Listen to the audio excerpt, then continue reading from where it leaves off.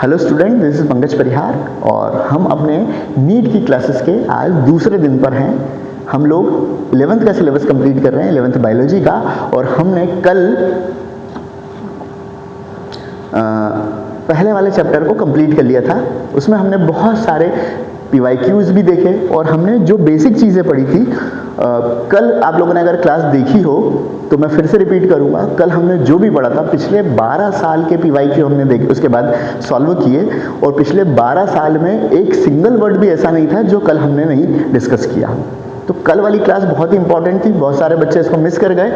आज से आप अपनी क्लास को कंटिन्यू कीजिएगा, ठीक है। ये बिल्कुल आपको नीट में सपोर्ट करेगी और नीट में इसके बाहर कुछ भी नहीं रहने वाला है, ठीक है। आज सेकंड चैप्टर पे आ रहे हैं, that is biological classification. Biological classification के बारे में बात करें, क्लासिफिकेशन क्या होता है, तो क्लासिफिकेशन का लिटिल मीनिंग है किसी भी लिविंग बीइंग की इंफॉर्मेशन को एक सिस्टमेटिक मैनर में अरेंज करना। इसी को हम जो है वो क्लासिफिकेशन बोलते हैं। क्लासिफिकेशन करने के साइंस को हम टैक्सोनॉमी बोलते हैं और फादर ऑफ टैक्सोनॉमी हम जो है कैरलस लिनियस को बोलते हैं। कल भी हमने बात की थी, इनका एक्चुअल नाम कार्ल वॉन लिन था, क्योंकि इन्होंने बाइनोमिनल सिस्टम दिया था, इन्होंने दो नाम वाला एक क्लासिफिकेशन सिस्टम दिया था, इसीलिए इन्होंने अपना नाम उस बाइनोमिनल सिस्टम के थ्रू कैरलस लिनियस रखा था, ठीक है। तो आज यहां से हम अपने चैप्टर को स्टार्ट करते हैं, दैट इज बायोलॉजिकल क्लासिफिकेशन। देखिए, हमने क्लासिफिकेशन क्या होता है ये समझ लिया।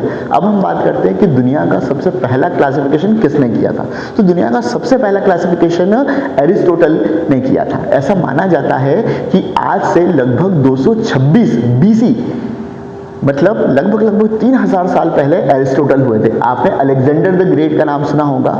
अलेक्जेंडर द ग्रेट के टीचर थे एरिस्टोटल। अपनी पूरी लाइफ में इन्होंने लगभग 4000 बुक्स लिखी थी और उन्हीं में एक नाम था हिस्टोरिया ऑफ एनिमेलिया।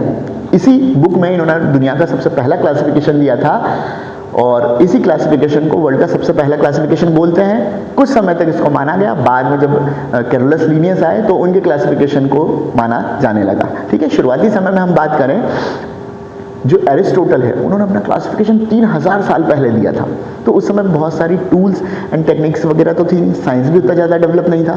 तो ये जो क्लासिफिकेशन था वो अंदाजे के बेस पे था। उन्होंने जो भी देखा, जो भी ऑब्जर्व किया और उस बेस पे एक क्लासिफिकेशन दिया था। आज हम पहले उसके बारे में बात कर लेते हैं और उसके बाद फिर हम लोग जो है वो कैरलस लिनियस पे जाएंगे। तो एरिस्टोटल का जो क्लासिफिकेशन था, एरिस्टोटल ने अपने क्लासिफिकेशन में पूरे के पूरे एनिमल किंगडम को दो क्लासेस में डिवाइड किया था, that is kingdom Plantae and kingdom animalia. देखिए, इन्होंने बेसिकली अपने पूरे एनिमल किंगडम को जो है वो दो भागों में डिवाइड किया था, प्लांटी और एनिमेलिया। फिर प्लांटी को जो है इन्होंने फिर बाय 3 भागों में फिर से फर्दर क्लासिफाई किया, that is herb, shrub and tree. Herb में छोटी छोटी घास या छोटे प्लांट को रखा गया, लोअर प्लांट्स को रखा गया। शर्ब में इन्होंने झाड़ियों को रखा और ट्रीज में ऐसे प्लांट्स को रखा जिनके स्टेम बहुत ही ज्यादा ठोस थे, कठोर थे, उनको रखा गया। एनिमेलिया की बात कर ले तो एनिमेलिया को इन्होंने दो भागों में डिवाइड किया, फर्दर दो भागों में डिवाइड किया, एनिमा और एनाइमा। एनिमा जो है वो रेड ब्लडेड, जो एनिमल रेड ब्लडेड होते हैं उनको एनिमा कहा, और एनाइमा उनको कहा जो विदाउट रेड ब्लडेड थे।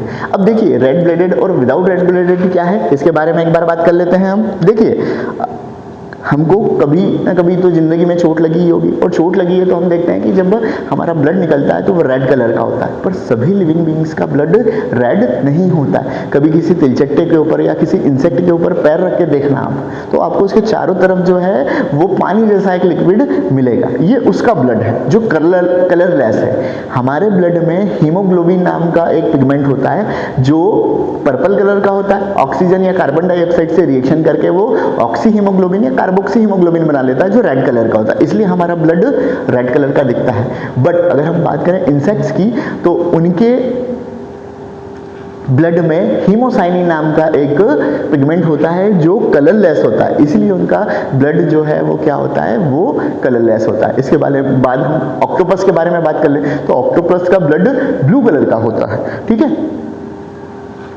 तो इसी तरह से एरिस्टोटल ने भी देखा कि इस पूरे के पूरे एनिमल किंगडम में इस तरह के एनिमल हैं जिनमें कुछ का ब्लड रेड है और कुछ का रेड नहीं है। तो इसीलिए इन्होंने जो एनिमल किंगडम है उसको दो भागों में क्लासिफाई किया, दैट इज एनाइमा। एनाइमा जो है वो रेड ब्लड थे, और एनाइमा, ठीक है, या इसको हम एनीमा भी बोल सकते हैं, ENAIMA।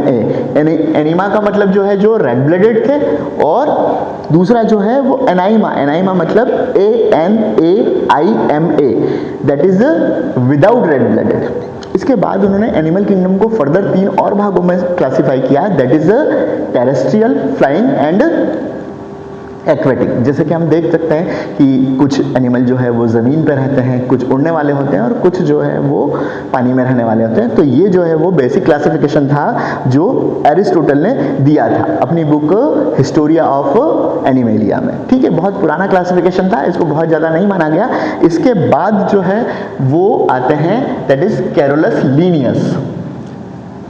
ठीक है, और कैरोलस लीनियस को हमने पहले भी बात की है, इनको फादर ऑफ टैक्सोनॉमी कहा जाता है। कैरोलस लीनियस ने 1758 में एक बुक लिखी थी जिसका नाम था सिस्टेमा नेचुरी, और सिस्टेमा नेचुरी में इन्होंने पहला सिस्टमेटिक क्लासिफिकेशन दिया था, that is two kingdom concept, या टू किंगडम क्लासिफिकेशन भी इसको बोलते हैं।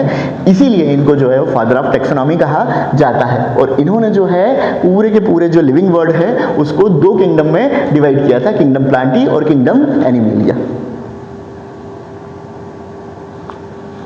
देखिए, अब 2 किंगडम कंसेप्ट, इन्होंने सिर्फ 2 ही किंगडम बनाए, that is Plantae and animalia. तो इसमें बहुत सारे ड्रॉबैक्स भी रहे, तो इनके ड्रॉबैक्स के बारे में भी बात कर लेते हैं। सबसे पहले तो इन्होंने प्रोकैरियोट और यूकैरियोट इनको अंडर द प्लांट रखा। देखिए, प्रोकैरियोट में हम बैक्टीरिया को देखते हैं, साइनोबैक्टीरिया को देखते हैं, है ना, यूकैरियोट में फंजाई को देखते हैं, है ना, एनिमल्स को देखते हैं, जिम्नोस्पर्म को देखते हैं, एंजियोस्पर्म को देखते हैं। ये सारे के सारे जो है वो क्या थे, है ना, यूकैरियोट में यूकैरियोटिक प्लांट की बात कर रहे हैं स्पेसिफिकली, इसमें फंजाई, मॉसेस, फर्न, जिम्नोस्पर्म और एंजियोस्पर्म। ठीक है, यूकैरियोट में ये थे, और प्रोकैरियोट में बैक्टीरिया और साइनोबैक्टीरिया थे। तो यहाँ पर इन्होंने जो है वो किंगडम प्लांटी के अंडर में प्रोकैरियोट्स, बैक्टीरिया, साइनोबैक्टीरिया को भी रख दिया, और साथ में जो फंजाई, मॉसेस हैं, फर्न्स हैं, उनको भी जो है वो किंगडम प्लांटी के अंडर में रखा। जिम्नोस्पर्म, एंजियोस्पर्म तो हायर प्लांट होते हैं, इनको तो जो है वो किंगडम प्लांटी में ही रखा गया था। तो जो प्लांट्स हैं, हायर प्लांट, लोअर प्लांट है, इसके अलावा इन्होंने कुछ प्रोकैरियोट्स को भी जो है वो किंगडम प्लांटी में रखा था। ये इसका एक ड्रॉबैक है कि इन्होंने जो है वो बहुत ज़्यादा उनको डिस्टिंग्विश करने की कोशिश नहीं की, बहुत ज़्यादा डिफरेंस उनमें निकालने की कोशिश नहीं की, उनको सीधे ही जो है वो किंगडम प्लांटी में रख दिया गया। इसके बाद इन्होंने यूनिसेलुलर और मल्टी सेलुलर ऑर्गेनिज्म को भी सेम ग्रुप में डाल दिया, जैसे क्लेमाइडोमोनास है, स्पाइरोगायरा है, इनको एल्गी में डाल दिया गया था, ये भी एक ड्रॉबैक है। इसके बाद भी जो है उन्होंने क्या किया है, बहुत ज़्यादा हेटेरोटॉपिक फंगस है, जैसे, है ना, फंगस हेटेरोटॉपिक्स होती है, और ऑटोटॉपिक जो प्लांट है उनको भी सेम ग्रुप में डाला। तो ये इसके कुछ ड्रॉबैक्स थे, इसी वजह से जो है वो इस क्लासिफिकेशन को भी बहुत ज़्यादा माना नहीं जाता है।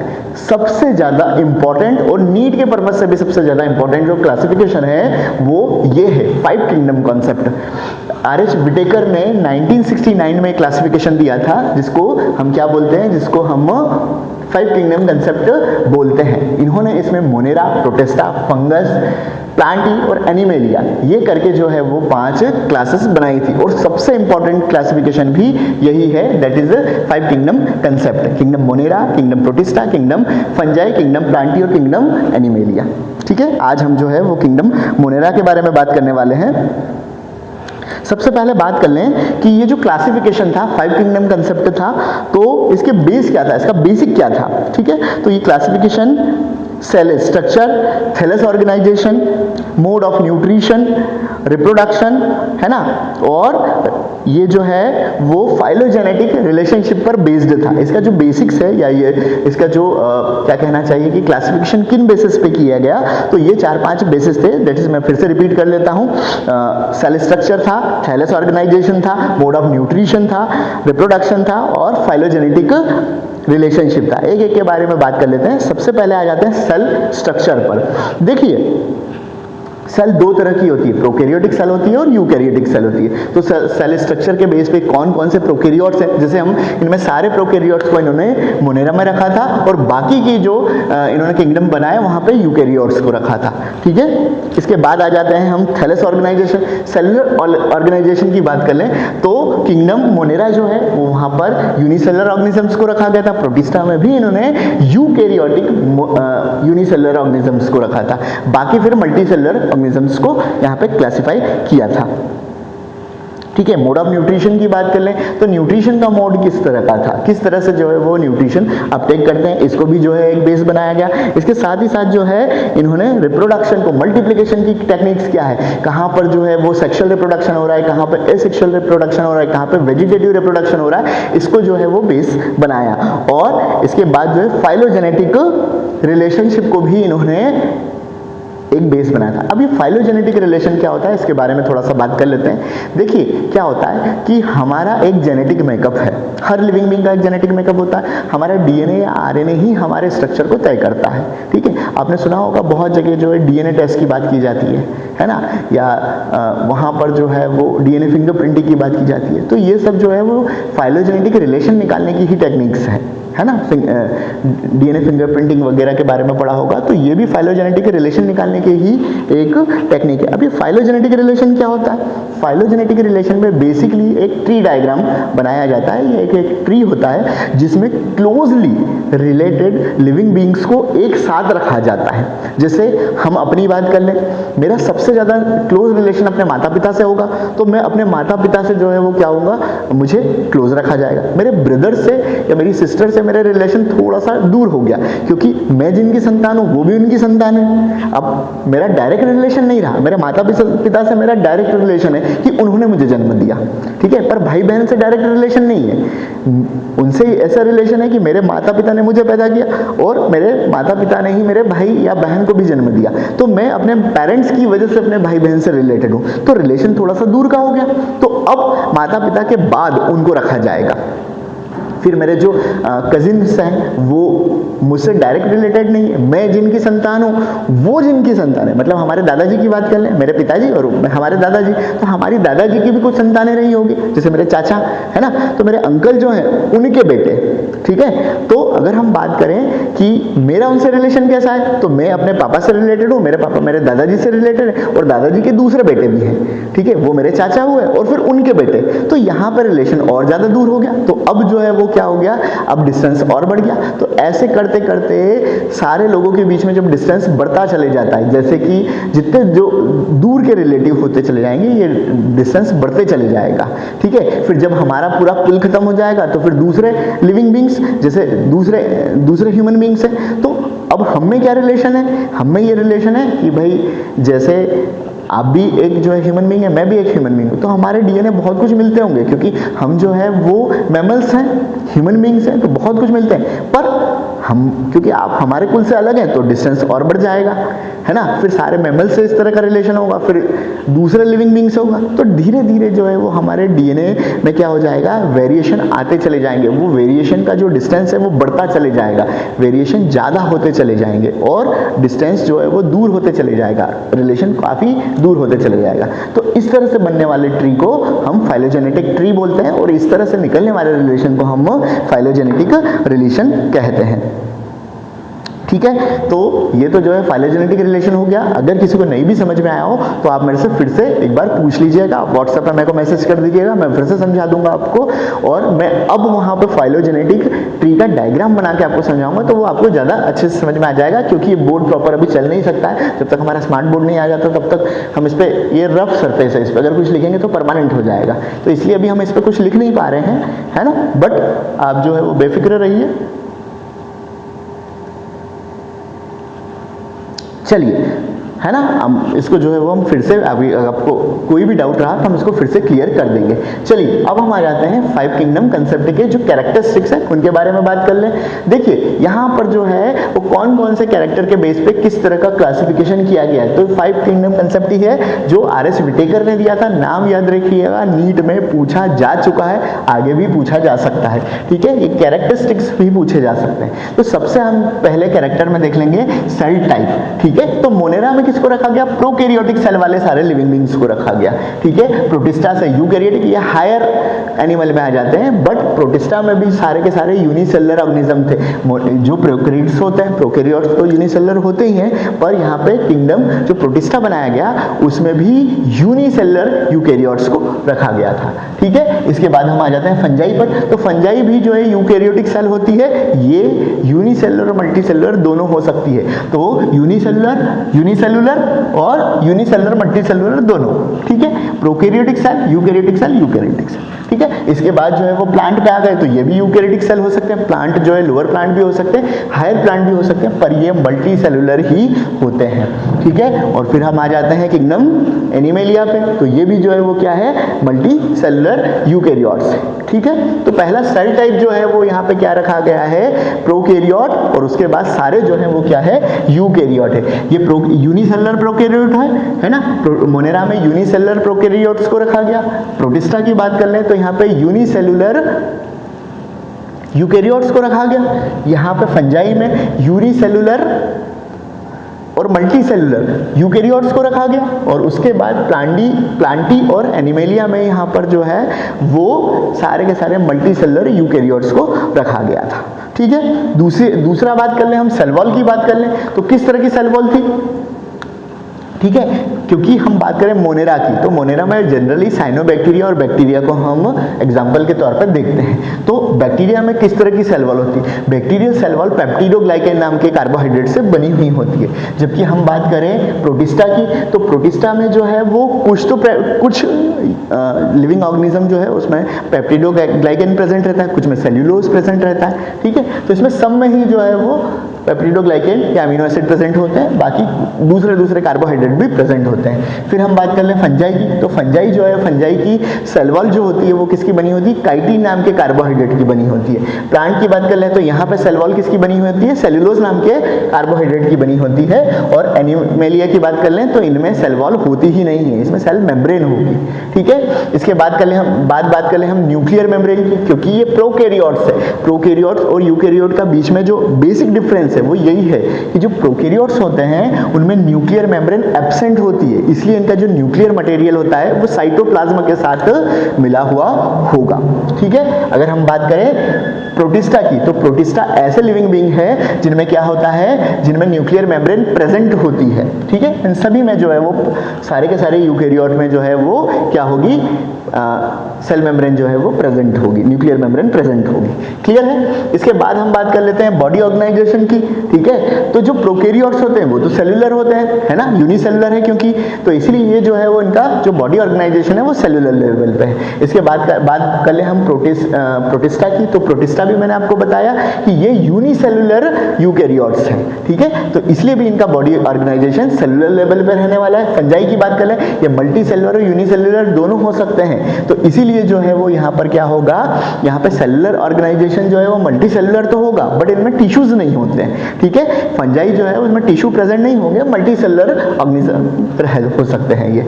इसके बाद बात कर ले हम जो है वो प्लांट की, तो प्लांट में टिश्यू तो होते ही होते हैं, ये मल्टी सेलुलर होंगे, ठीक है। तो हमने पहले ही भी पढ़ा है कि सेल से मिलकर जो है वो टिश्यू, बहुत सारी सेल्स मिलकर आपस में टिश्यू बनाती है और टिश्यू मिलकर ऑर्गन बनाते हैं। तो प्लांट में जो है वो हम टिश्यू और ऑर्गन दोनों ही देखे जा सकते हैं। जैसे कि हम बात कर लें प्लांट की रूट जो है वो एक ऑर्गन हो जाएगा, उसके फ्रूट ऑर्गन हो जाएंगे, उसके फ्लावर ऑर्गन हो जाएंगे, उसकी लीफ ऑर्गन हो जाएगी। तो यहाँ पे हम जो है टिश्यू लेवल का ऑर्गेनाइजेशन भी देखते हैं और ऑर्गन्स भी देखते हैं। और सेम ऑर्गेनाइजेशन जो है वो क्या होता है, एनिमल में भी होता है। यहाँ पे टिश्यू भी प्रेजेंट होंगे, ऑर्गन भी प्रेजेंट होंगे और ऑर्गन सिस्टम भी प्रेजेंट होगी। ये और ज़्यादा एडवांस है। हमने जैसे बोला ना, हम रेस्पिरेशन सिस्टम पढ़ते हैं, है ना। तो रेस्पिरेटरी सिस्टम, बहुत सारे ऑर्गन्स मिलकर जो है एक सिस्टम बना रहे हैं जो एक फंक्शन को परफॉर्म कर रहे हैं। हमारा डाइजेस्टिव सिस्टम हो गया, हमारा एक्सक्रीटरी सिस्टम हो गया, ऐसे बहुत सारे सिस्टम जो है वो हमारी बॉडी में है जो किसी एक फंक्शन को मिलकर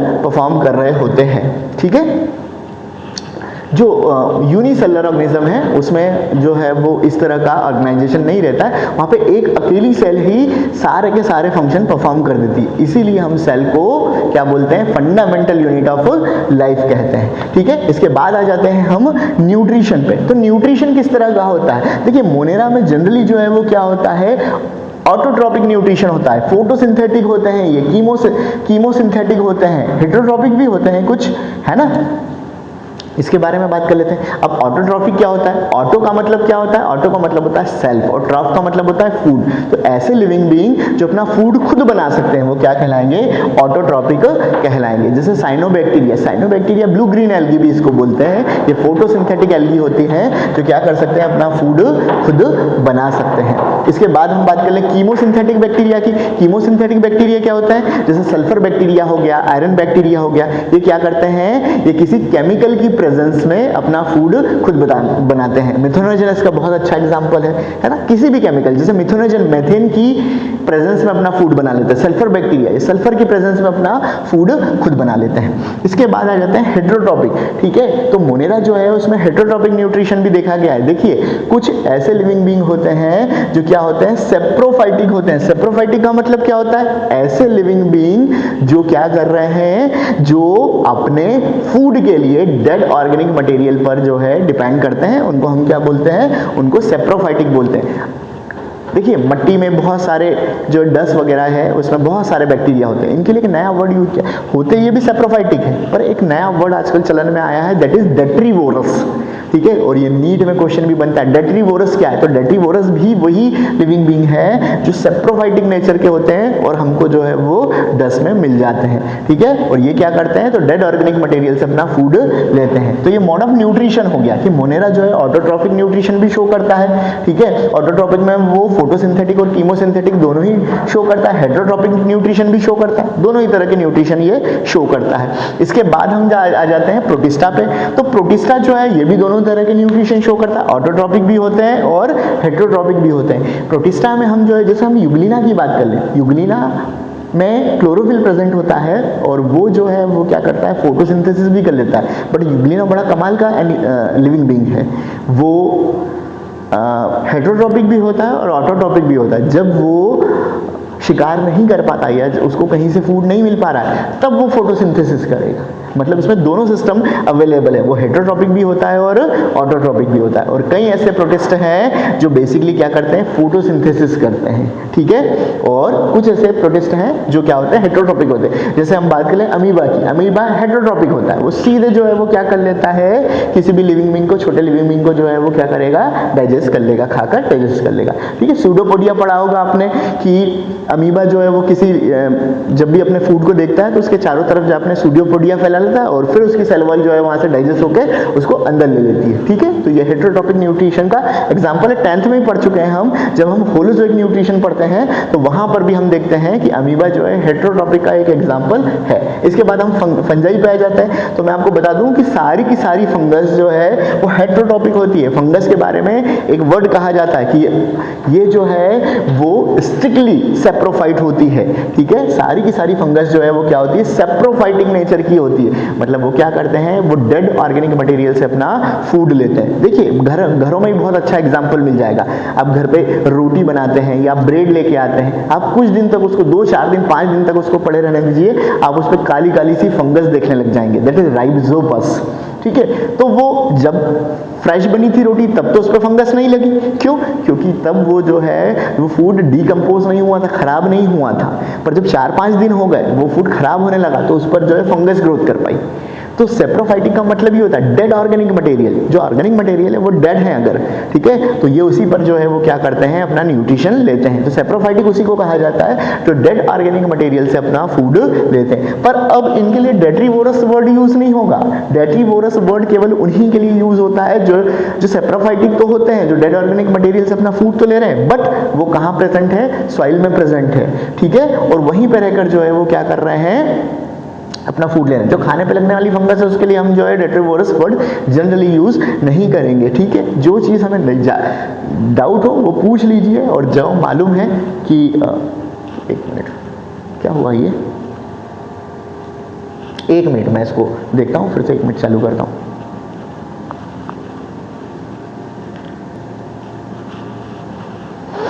ये थोड़ा सा इंटरप्शन आ गया था बीच में, ठीक है। तो जहाँ पे हमको मालूम होगा कि हम वर्ड यूज़ कर सकते हैं हम वहीं पे करेंगे, जहाँ मालूम नहीं हो वहाँ रुक जाइएगा, गलती मत कीजिएगा बस, ठीक है, क्योंकि वहाँ पे माइनस मार्किंग ज़रूर होगी, ठीक है। तो हम लोग जो है वो अपने मार्क्स बढ़ाना चाहते हैं, कम नहीं करना चाहते हैं, उसके बारे में भी हम बात करेंगे कि कैसे क्वेश्चंस को सॉल्व करना है, ठीक है। इसके बाद आ जाते हैं हम प्लांट पर। तो सारे के सारे प्लांट जो है वो क्या होते हैं, ऑटोट्रॉपिक प्लांट होते हैं। अब आपका यहाँ पे सवाल होगा पिचर प्लांट, बहुत सारे स्टूडेंट ये सवाल कर चुके हैं कि पिचर प्लांट तो जो है वो इंसेक्ट्स को खाता है, ठीक है, तो फिर ऑटोट्रॉपिक कैसे हुआ। मैं आपको एक बात बता दूं, पिचर प्लांट भी फोटोसिंथेसिस करता है, वो अपनी नाइट्रोजन रिक्वायरमेंट को पूरा करने के लिए इंसेक्ट को खाता है, वो कार्निवोरस हो जाता है, ये बात मैं मानता हूँ, बट वो अपनी नाइट्रोजन की रिक्वायरमेंट को पूरा करने के लिए इंसेक्ट को खा रहा है, ना कि अपनी फूड रिक्वायरमेंट को पूरा करने के लिए वो इंसेक्ट को खा रहा है, ठीक है। ये बात याद रखिएगा कि पिचर प्लांट भी फोटोसिंथेसिस करते हैं, ठीक है। बस पिचर प्लांट ऐसी जमीन में उगते हैं जहां पर नाइट्रोजन की बहुत ज्यादा कमी होती है,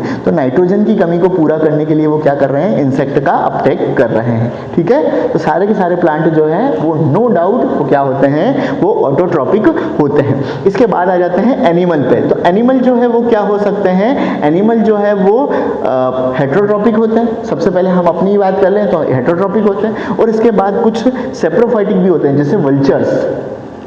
वल्चर जो होते हैं वो डेड ऑर्गेनिक मटेरियल से, आपने देखा ना जो एनिमल मर जाते हैं, ठीक है, उनको खाते हैं वो, है ना। तो डेड ऑर्गेनिक मटेरियल को जो है वो क्या करते हैं, वहां से अपना फूड लेते हैं। बट वल्चर के बारे में आपको एक बात बता दूं, हेटेरोट्रॉपिक तो आप समझ चुके होंगे, हम अपना फूड खुद बना नहीं सकते। घर में मम्मी जो खाना बनाती वो एक्चुअल में बना नहीं रही है, वो खाना पका रही है। हम अपना फूड या तो अपने फूड के लिए प्लांट पर डिपेंड करते हैं या फिर हम एनिमल्स पर डिपेंड करते हैं, एनिमल या एनिमल प्रोडक्ट्स से हम अपना फूड लेते हैं, इसलिए हम हेटेरोट्रॉपिक्स हैं, ठीक है। और जो हमारे जो वल्चर के बारे में बात कर रहे थे, अच्छा यहाँ पे एक वर्ड और आ रहा है, होलोजोइक। होलोजोइक न्यूट्रिशन क्या होता है, होलोजोइक न्यूट्रिशन हम 10th में भी पढ़ के आए। ऐसा न्यूट्रिशन जो जिसमें न्यूट्रिशन की जो प्रोसेस होती है वो 5 भागों में कंप्लीट होती है, उसको हम क्या बोलते हैं, उसको हम कहते हैं holozoic nutrition. First is ingestion of food, दूसरा डाइजेशन ऑफ फूड, तीसरा अब्जॉर्प्शन ऑफ न्यूट्रिएंट, चौथा है एसिमिलेशन ऑफ न्यूट्रिएंट, और पांचवा है डिफॉर्केशन ऑफ या एक्सक्रीशन ऑफ वेस्ट प्रोडक्ट। ये 5 प्रोसेस में क्या होता है, न्यूट्रिशन की प्रोसेस कंप्लीट होती है, तो उसको हम क्या बोलते हैं, होलोजोइक न्यूट्रिशन बोलते हैं। और सेप्रोफाइटिक जो डेड ऑर्गेनिक मटेरियल से अपना फूड ले रहे हैं, है ना, तो कई एनिमल जो है वो क्या होते हैं, सेप्रोफाइटिक भी होते हैं। वल्चर्स की बारे में बात की थी जैसे हमने, कि वो डेड ऑर्गेनिक मटेरियल से अपना फूड ले रहे हैं, वो डेड लिविंग बीइंग से अपना फूड लेते हैं। देखिए वल्चर्स के बारे में बात करूं, एक ड्रग है दैट इज डाइक्लोफेनेक। हम लोग जो है वो क्या करते हैं, पेन किलर के फॉर्म में डाइक्लोफेनेक का यूज करते हैं, ठीक है। अभी भी आप जाएंगे पेन किलर मांगेंगे डॉक्टर से या मेडिकल वाले से, तो वो आपको एसिक्लोफेनेक या डाइक्लोफेनेक नाम की जो है वो ड्रग देगा। ये जो है वो क्या होता है, ऐसा बोलते हैं एनाल्जेसिक होता है, आपको जो दर्द हो रहा है उसको जो है वो क्या कर देगा, खत्म कर देगा, ठीक है। तो जब बड़े पैमाने पे इस तरह का जो एनाल्जेसिक ड्रग्स है या डाइक्लोफेनेक है जब जानवरों को लगाया गया, तो उनकी बॉडी में जो है वो डाइक्लोफेनेक हो गया, है ना, डाइक्लोफेनेक का प्रेजेंस हो गया, और ऐसे जानवर जब मरते हैं और उनको वल्चर्स खाते हैं तो उनकी मौत हो जाती है। डाइक्लोफेनेक जो है वल्चर्स के लिए जहरीला था, टॉक्सिक था, तो धीरे धीरे वल्चर्स जो है वो खत्म होते चले गए। आज देखेंगे हमारे आसपास वल्चर दिखाई बहुत मतलब मुश्किल से, रेयरली ही दिखाई पड़ते हैं, लगभग एक्सटिंक्ट होने को आ गए हैं ये, ठीक है। तो उसका रीजन भी हम ही है, क्योंकि हम इस तरह के ड्रग यूज कर रहे हैं जो दूसरे एनिमल के लिए क्या हो रहे हैं, हार्मफुल हो रहे हैं, ठीक है। तो ये जो है वो क्या था, 5 किंगडम कंसेप्ट था, ये उसके बेसिस थे। सेल टाइप पे, सेल वॉल पे, न्यूक्लियर मेम्ब्रेन, है ना, बॉडी ऑर्गेनाइजेशन और मोड ऑफ न्यूट्रिशन के बेस पर जो है वो क्या किया गया है, यहाँ पर जो है वो क्लासिफिकेशन किया गया है। ये क्लासिफिकेशन 1969 में R.H. विटेकर ने किया था, ठीक है। चलिए, तो हम जो है वो 5 किंगडम कंसेप्ट को पढ़ चुके, उसके बारे में एक जनरल इंफॉर्मेशन ले चुके। अब हम इसके एक एक किंगडम को बहुत अच्छे से पढ़ने वाले हैं, और सबसे पहले हमारे पास आता है किंगडम मोनेरा। सबसे पहला जो किंगडम था वो कौन सा था, वो किंगडम मोनेरा था, ठीक है। तो चलिए आज हम मोनेरा के बारे में ही बात कर लें, ठीक है। तो जो किंगडम मोनेरा है बेसिकली इसमें जो है वो क्या है, ये इसके बारे में बात करें हम तो मोस्ट अबंडेंट माइक्रो ऑर्गेनिजम्स जो है वो आते हैं, दैट इज बैक्टीरिया, ठीक है। बैक्टीरिया इस दुनिया में पाए जाने वाले सबसे ज़्यादा पाए जाने वाले लिविंग बींग्स हैं। ऐसा बोला जाता है कि बैक्टीरिया जो होते हैं वो क्या होते हैं, वो मेट्रोपॉलिटन होते हैं, मतलब विश्वव्यापी होते हैं, हर जगह प्रेजेंट होंगे। बैक्टीरिया हर जगह प्रेजेंट होते हैं। हम जहाँ मतलब बेंच पे बैठ रहे हैं, हमारा फ़ोन हाथ लगा रहे हैं, हम पेन उठा रहे हैं, हर जगह आपको बैक्टीरिया मिल जाएंगे, डस्ट में, वाटर में, एयर में, हर जगह ये प्रेजेंट है। इसलिए इनको जो है वो क्या बोला जाता है, मेट्रोपॉलिटन बोला जाता है। ऐसा माना जाता है कि हर जगह ये प्रेजेंट है, ठीक है, और बहुत ज़्यादा अमाउंट में प्रेजेंट है। तो इसीलिए जो है वो क्या है, बैक्टीरिया क्या है, bacteria are the most abundant micro organism. सबसे ज़्यादा मिलने वाले माइक्रो ऑर्गेनिजम्स जो है वो क्या है, बैक्टीरिया है, ठीक है।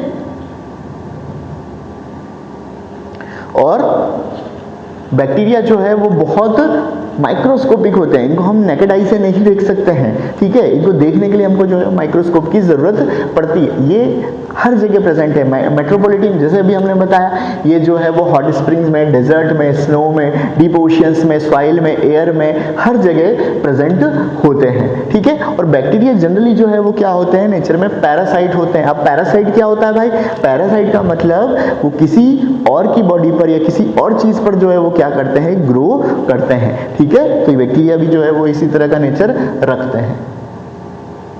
चलिए अब हम आ जाते हैं बेसिकली जो है वो किंगडम मोनेरा पे, और हम यहाँ पे बेसिकली दो तरह की चीज़ें को, दो तरह के लिविंग बींग्स को पढ़ने वाले हैं, that is bacteria and cyanobacteria, ठीक है। तो सबसे पहले हम जो है वो इसके शेप के बारे में बात कर लें। बैक्टीरिया के 4 तरह के शेप होते हैं। 4 तरह के शेप वाले बैक्टीरिया आज तक करंट कंडीशन तक फाइंड आउट किए गए हैं। सबसे पहले आ जाता है कोकस। कोकस मतलब जो राउंड शेप्ड होते हैं उनको हम क्या बोलते हैं, कोकस बोलते हैं, ठीक है। सिंगल जो है कोकाई है, और जो है वो इसका प्लूरल जो है, सिंगुलर जो है कोकाई रहेगा और प्लूरल जो है कोकस रहेगा, ठीक है। जब ये कोकस बंच के फॉर्म में होंगे, इस तरह से होंगे, इस तरह से होंगे, तो इसको बोलेंगे हम स्टेफाइलोकोकस। और जब ये कोकस लीनियर फॉर्म में होंगे, चेन फॉर्म में होंगे, तो इसको स्ट्रेप्टोकोकस बोलेंगे, ठीक है। इसके बाद जो है बैसिलस, रॉड शेप बैक्टीरिया को जो है वो बैसिलस बोलते हैं। इस तरह से जो है वो क्या होते हैं, रॉड शेप्ड होते हैं, ठीक है। इसके बाद कॉमा शेप बैक्टीरिया को जो है हम वाइब्रियम बोलते हैं, ठीक है। बेसिलस, बेसिलस थोरेंजेनेसिस की बात कर लें, ठीक है। हम जो है वो लैक्टोबैसिलस की बात कर लें, ये जो है वो इस तरह से लंबे लंबे रॉड शेप्ड होते हैं। ये इसका एग्जांपल है। कोकस का एग्जांपल स्टेफाइलोकोकस है, स्ट्रेप्टोकोकस है, ठीक है। वैसे ही बैसिलस का एग्जांपल जो है वो क्या है, इसका एग्जांपल लैक्टोबैसिलस है, ठीक है।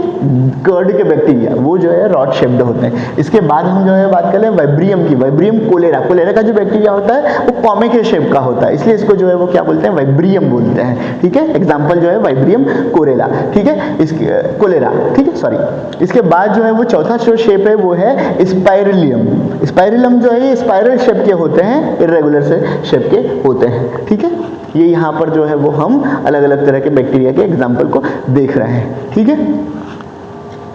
चलिए ये तो बात कर ली हमने शेप की। कोई भी डाउट हो तो आप मैसेज करके मेरे को बता दीजिएगा। अब हम बात कर लेते हैं बैक्टीरिया की। देखिए बैक्टीरिया जो है वो मेट्रोपॉलिटन होते हैं और सबसे ज़्यादा मिलने वाले लिविंग बींग्स होते हैं, ठीक है। तो इनके बारे में हम बात कर लें कि इनका स्ट्रक्चर कैसे होता है ना। हमने इनके शेप के बारे में बात कर ली। अब हम बात कर रहे हैं बैक्टीरिया के स्ट्रक्चर के बारे में, ठीक है। तो बैक्टीरियल जो सेल वॉल होती है ना, पहले तो बैक्टीरिया के अंदर सेल वॉल प्रेजेंट होती है। ये एक बैक्टीरिया का स्ट्रक्चर है। सबसे पहले बात करें तो बाहर इसमें जो है वो पॉलीसेकेराइड का बना हुआ कैप्सूल होता है। देखिए बैक्टीरिया जो है वो मेट्रोपॉलिटन हर जगह प्रेजेंट होंगे, एवरीवेयर दे आर प्रेजेंट, ठीक है। तो कई अलग अलग जगह पर जो है वो जब ये प्रेजेंट होते हैं तो एक्सट्रीम कंडीशन में खुद को बचाने के लिए क्या करते हैं, अपने चारों तरफ पॉलीसेकेराइड का एक कैप्सूल फॉर्म कर लेते हैं। तो ये बाहर जो स्ट्रक्चर आप देख रहे हैं वो किसका है, कैप्सूल का स्ट्रक्चर है। ये बैक्टीरिया अपने आप को environmental condition, tough environmental condition से बचाने के लिए फॉर्म करते हैं। इसको हम जो है वो कैप्सूल बोलते हैं और ये पॉलीसेकेराइड का बना हुआ होता है। आगे हम बात करेंगे थर्मोफिलस जैसे बैक्टीरिया है, वो बहुत ज़्यादा टेम्परेचर पर प्रेजेंट होता है तो अपने चारों तरफ जो है वो कैप्सूल बनाता है, ठीक है। हम जो है वो सलाइन बैक्टीरिया की बात करेंगे जो हैलाइन कंडीशन में रहते हैं, ठीक है, वहाँ पर जो है वो क्या होते हैं, वो भी कैप्सूल बना लेते हैं। तो ये अपनी प्रोटेक्शन के लिए जो है वो क्या कर रहे हैं, कैप्सूल जैसा स्ट्रक्चर फॉर्म कर रहे हैं। इसके बाद जो अंदर स्ट्रक्चर होता है वो सेल वॉल होता है। मैंने आपको पहले ही बताया सेल वॉल जो है पेप्टिडोग्लाइकेन नाम के एक कार्बोहाइड्रेट से बनी होती है। अब यहाँ पर एक प्रोसेस आती है जिसको बोलते हैं ग्राम स्टेनिंग। स्टेनिंग के बारे में आपने सुना होगा, बैक्टीरिया को आइडेंटिफाई करने के लिए ये प्रोसेस की जाती है, स्टेनिंग की प्रोसेस की जाती है। तो ऐसे बैक्टीरिया जिनकी सेल वॉल में पेप्टिडोग्लाइकेन का परसेंटेज ज्यादा होगा वो ग्राम स्टेनिंग की प्रोसेस में वायलेट कलर के दिखाई देते हैं। क्रिस्टल वायलेट का कलर लेंगे और वायलेट कलर के दिखाई देंगे, ठीक है, तो वो क्या कहलाएंगे, ग्राम पॉजिटिव बैक्टीरिया कहलाएंगे। और ऐसे बैक्टीरिया जिनमें पेप्टिडोग्लाइकेन का परसेंटेज बहुत ही कम होता है, उनकी सेल वॉल बहुत थिन होती है, वो ग्राम स्टेनिंग की प्रोसेस में सैफरेनिन नाम का एक स्टेन जो है उससे कलर रहते हैं और पिंक कलर के दिखाई देते हैं, वो ग्राम नेगेटिव बैक्टीरिया कहलाते हैं। यहाँ से ये बात भी पता चलती है कि ग्राम स्टेनिंग की प्रोसेस में हम क्या करते हैं, दो स्टेन का यूज करते हैं, फर्स्ट इज क्रिस्टल वायलेट और सेकेंड इज सैफरेनिन, ठीक है। तो ये याद रखिएगा कि बैक्टीरियल सेल वॉल जो है पेप्टिडोग्लाइकेन नाम के कार्बोहाइड्रेट से बनी होती है। फिर इसमें एक प्लाज्मा मेम्ब्रेन होती है। तीसरा स्ट्रक्चर जो है यहाँ पे प्लाज्मा मेम्ब्रेन का। प्लाज्मा मेम्ब्रेन वही फॉस्फोलिपिड है ना, फॉस्फोलिपिड की बाइलेयर प्रोटीन और कार्बोहाइड्रेट से मिलकर बनी होती है, ठीक है। फिर इसके अंदर जो है इसका साइटोप्लाज्म होता है ना। फिर उसके बाद जो है वो क्या होता है, इसका जेनेटिक मटेरियल होता है, ठीक है। जेनेटिक मटेरियल वही है ना, प्रोकैरियोट्स में जो है वो जो हमारा जेनेटिक मटेरियल डीएनए और आरएनए है ना, जनरली जो है वो डीएनए और आरएनए ही होता है। अच्छा, मैं आपको एक बात बता दूं कि इनका जो डीएनए होता है वो जनरली जो है वो क्या होता है, वो जैसे हमने पहले भी बात करी थी कि जो प्रोकैरियोट्स होते हैं उनमें न्यूक्लियर मेम्ब्रेन एब्सेंट होती है। तो एब्सेंट होगी तो फिर क्या होगा, जो न्यूक्लियर मटेरियल है वो साइटोप्लाज्म में मिला हुआ होगा। तो इसमें भी जो है बैक्टीरिया में भी प्रोकैरियोट है ये, तो इसमें न्यूक्लियर मेम्ब्रेन एब्सेंट होती है, इसलिए इनका जो डीएनए वगैरह है या इनका जो भी न्यूक्लियर मटेरियल है वो क्या होगा, साइटोप्लाज्म में मिला हुआ होगा। अच्छा, इसमें एक चीज और प्रेजेंट होती है, दैट इज प्लाज्मिड। प्लाज्मिड जो है सर्कुलर डीएनए है, ये एक्स्ट्रा जेनेटिक मटेरियल कहलाता है। डीएनए इसका मेन जेनेटिक मटेरियल है, मेन जेनेटिक मटेरियल से एक्स्ट्रा जेनेटिक मटेरियल जो है वो क्या कहलाएगा, वो प्लाज्मिड कहलाएगा, सर्कुलर फॉर्म में होता है। एक चीज आपको और बता दूं कि जो बैक्टीरिया होते हैं इनका जेनेटिक मटेरियल, इनका जो डीएनए होता है वो क्या होगा, सिंगल स्ट्रैंडेड होता है, जबकि हमारे अंदर जो डीएनए होगा वो डबल स्ट्रैंडेड होता है, पर बैक्टीरियल डीएनए जो होगा वो सिंगल स्ट्रैंडेड होगा। और मेन जेनेटिक मटेरियल के अलावा जो सर्कुलर डीएनए होता है उसको हम क्या बोलते हैं, उसको हम प्लाज्मिड बोलते हैं। और ये जो है वो एक्स्ट्रा जेनेटिक मटेरियल है, ये वेक्टर की तरह काम करता है। हम 12th में पढ़ेंगे, 12th वाला सिलेबस जब हम कर रहे होंगे तो इसके बारे में हम पढ़ेंगे। वैसे जो बच्चे 12th कर चुके हैं, ड्रॉपर्स हैं, उनको मैं ये पहले ही पढ़ा चुका हूँ, ठीक है। इसकी जो सरफेस है, बैक्टीरिया जो सरफेस है उस पर छोटे छोटे पाइप लाइक स्ट्रक्चर होते हैं, छोटे छोटे से, इनको पिलई बोलते हैं। ये जब सेक्सुअल रिप्रोडक्शन होता है बैक्टीरिया में भी जो है वो सेक्सुअल रिप्रोडक्शन देखा जाता है, जिसको कॉन्जुगेशन बोलते हैं। कॉन्जुगेशन ट्यूब का फॉर्मेशन होता है और ये भी सेक्सुअली जो है वो क्या होते हैं, दो बैक्टीरिया आपस में आते हैं और अपने जेनेटिक मटेरियल को ट्रांसफर करते हैं, इसको कॉन्जुगेशन कहा जाता है। तब ये पिलाई जो है वो हेल्प करती है, ठीक है। इसको सेक्स पिलाई बोलते हैं, वो आगे हम बात करेंगे। और उसके बाद इसमें जो है वो क्या होता है, फ्लैजिलम होता है। ये जो है इसका लोकोमोटरी ऑर्गन होता है फ्लैजिला, जिसकी वजह से जो है बैक्टीरिया क्या करेंगे, आगे मूवमेंट करेंगे। तो ये बैक्टीरिया का स्ट्रक्चर था। इसके बारे में बाद जो है वो हम आ जाते हैं बैक्टीरिया के क्लासिफिकेशन पर। देखिए बैक्टीरिया दो तरह के होते हैं, ठीक है। जो सारे के बैक्टीरिया देखे गए हैं अब तक, इसमें दो तरह के बैक्टीरिया देखे गए। पहला जो है वो आर्की बैक्टीरिया और दूसरा जो है वो यू बैक्टीरिया। अब ये आर्की बैक्टीरिया क्या है, आर्की बैक्टीरिया, आर्की वर्ड आपने सुना होगा, एक वर्ड आर्कियोप्टेरिस। आर्कियोप्टेरिस जो है वो एक तरह का डायनासोर था, है ना। इसके फॉसिल्स मिले हैं जो उड़ भी सकता था और जमीन पर भी जो है वो फ्लाइंग टाइप और टेरेस्ट्रियल था, ठीक है। तो आर्की वर्ड जो है वो जनरली पुराने के लिए यूज किया जाता है। आर्की का लिटिल मीनिंग ही जो है वो क्या होता है, एंशिएंट होता है, ठीक है। तो एंशिएंट आर्की बैक्टीरिया का मतलब ऐसे बैक्टीरिया जो पुराने जमाने से, देखिए हम बात कर रहे हैं कि बैक्टीरियल सेल जो होती है, अगर हम बात करें तो वो आज से करोड़ों साल पहले भी प्रेजेंट थी। जब हमारा ओरिजिन हुआ था, जब लाइफ के फर्स्ट फॉर्म आए थे तो उनमें ये भी थे, ठीक है। तो उस जमाने से ये प्रेजेंट हैं और अपनी सेल वॉल में, अपने स्ट्रक्चर में बहुत ज़्यादा चेंजेस नहीं कर पाए, तो आज भी लगभग वैसे ही बने रह गए। इनकी सेल वॉल, क्योंकि एक्सट्रीम कंडीशन पुराने ज़माने में तो बहुत आज से करोड़ों साल पहले की बात करें तो उस समय पर हमारे अर्थ पे जो एनवायरनमेंट था वो रिड्यूसिंग था, एक्सट्रीम कंडीशन थी, तो वहाँ पे ये बहुत रिजिड हुआ करते थे।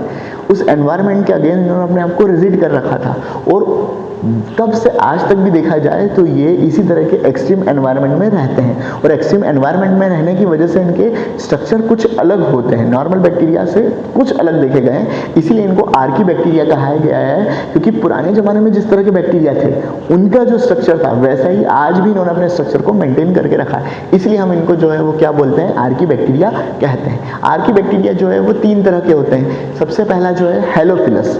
हेलोफिलस देखिए ये हेलाइन या सलाइन कंडीशन में रहते हैं। आप देखेंगे ओशियन वगैरह में जो है वो क्या होता है, खारा पानी होता है, तो वहाँ पे पाए जाने वाले जो बैक्टीरिया हैं वो हेलोफिलस होते हैं। ये बहुत ज़्यादा सॉल्टी कंडीशन में भी अपने आप को जिंदा रख सकते हैं। जनरली जो दूसरे बैक्टीरिया हैं उनको आप सॉल्टी कंडीशन देंगे ना तो वो उनकी जो है उनकी सेल में जो है वो रिवर्स ऑस्मोसिस होगा, मर जाएंगे वो, ठीक है। इसलिए पिकल्स वगैरह में अचार वगैरह में ज़्यादा सॉल्ट डाला जाता है, ये प्रिजर्वेशन का टेक्निक है ताकि जो है वो खराब ना हो सके, ठीक है। तो इसीलिए खाने में ज़्यादा सॉल्ट डाला जाता है ताकि वो क्या हो सके, खराब ना हो सके, है ना, बैक्टीरिया से बचाने के लिए।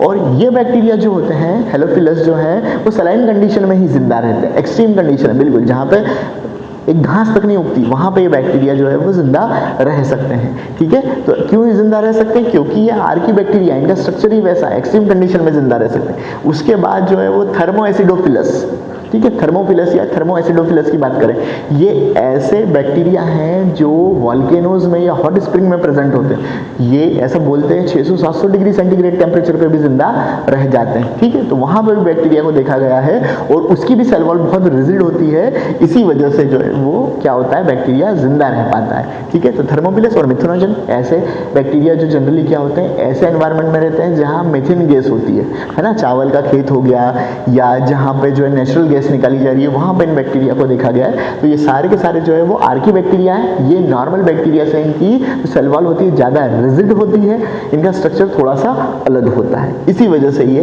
एक्सट्रीम एनवायरनमेंट में भी जिंदा रह सकते हैं। अब इसके बाद आ जाते हैं हम दूसरे टाइप के bacteria, that is you bacteria. You bacteria जो है वो, उसमें हम 2 तरह के बैक्टीरिया को देख लेते हैं, that is autotrophs and heterotrophs. देखिए ये बैक्टीरिया जो है यू बैक्टीरिया, अभी मॉडर्न टाइप के जो बैक्टीरिया उनको यू बैक्टीरिया ही बोलते हैं। ये 2 तरह के हो सकते हैं। ऑटोट्रॉप्स में हम जो है वो फोटोसिंथेटिक बैक्टीरिया को देख लेते हैं, जैसे साइनोबैक्टीरिया हो गए। कीमोसिंथेटिक बैक्टीरिया को देख लेते हैं, जैसे सल्फर बैक्टीरिया हो गए, आयरन बैक्टीरिया हो गए, ठीक है। हेटेरोट्रॉपिक है ना, हेटेरोट्रॉपिक जो है वो पैरासाइटिक बैक्टीरिया होते हैं, जो दूसरे, जैसे हम इकोलाई की बात करें तो इकोलाई हमारा इंट्रासेलुलर पैरासाइट है, हमारी गट्स में, हमारी जो इंटेस्टाइन है वहाँ पे इकोलाई नाम का बैक्टीरिया होता है, ठीक है। जब 10th में हम जो है डाइजेस्टिव सिस्टम पढ़ के आए हैं तो वहाँ पे हमने आपको पढ़ाया था कि जो है वो इकोलाई हमारी गट में प्रेजेंट रहता है, हमारी लार्ज इंटेस्टाइन में प्रेजेंट होता है, ठीक है।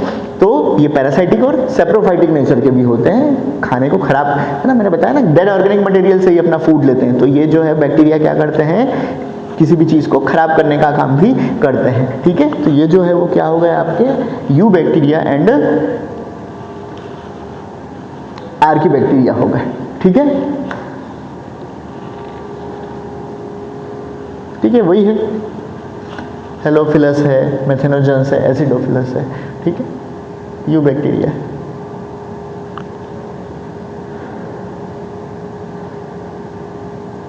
चलिए अब हम आ जाते हैं इनके रिप्रोडक्शन पे। मोनेरा, ये बैक्टीरिया का रिप्रोडक्शन किस तरह से होता है, ठीक है। तो बैक्टीरिया मेनली फीजन मेथड से जो है वो क्या करते हैं, रिप्रोड्यूस होते हैं। फीजन का लिटरल मीनिंग है टूटना, बस दैट्स इट, ठीक है। जब एक सेल 2 सेल में टूट जाती है तो उसको क्या बोलते हैं, टूटने को हम फीजन बोलते हैं। और क्योंकि 2 सेल में बट टूट रही है इसलिए इसको बाइनरी फीजन भी बोलते हैं, ये वर्ड आपने सुना होगा। तो फीजन का लिटरल मीनिंग है टूटना। इस तरह से एक सेल होती है जिसका सबसे पहले जो है वो क्या होता है, साइटोप्लाज्म में डिवाइड होने लगता है, फिर उसका पहले न्यूक्लियस डिवाइड होता है, फिर साइटोप्लाज्म में डिवाइड होता है, फिर जो है वो क्या होती है, 2 सेल अलग हो जाती है। तो इस तरह से जो है वो क्या होता है, इसमें फीजन होता है। फिर यहां पर जो है वो क्या होता है,